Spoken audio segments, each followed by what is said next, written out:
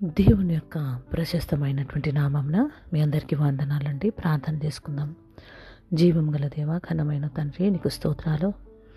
మాతో మీరు మాట్లాడండి. మా అందరికీ వినగల చెవులు, గ్రహించగల హృదయాన్ని ఇచ్చి నడిపించమని యేసు నామం అడుగుచున్నాను తండ్రి. Amen, amen, amen.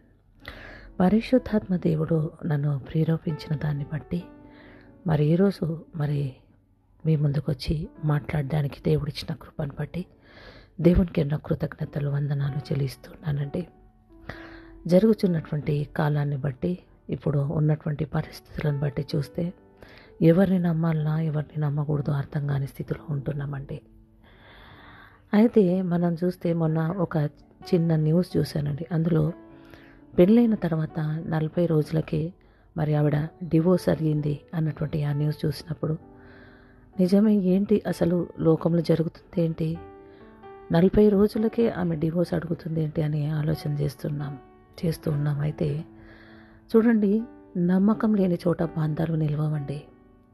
బంధాల్లో నమ్మకం ఉండాలండి.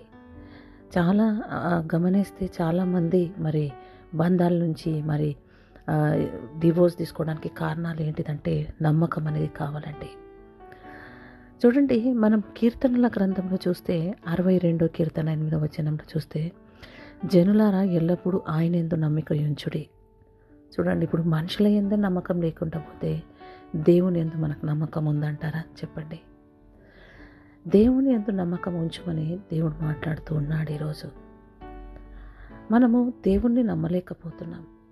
చాలామంది వెటకారంగా మాట్లాడుతూ ఉంటారు. దేవుడు ఉన్నాడా? దేవుడు ఉంటే ఎందుకు ఇలా జరుగుతుంది? దేవుడు మా పరిస్థితి మారుస్తలేడు ఎందుకు?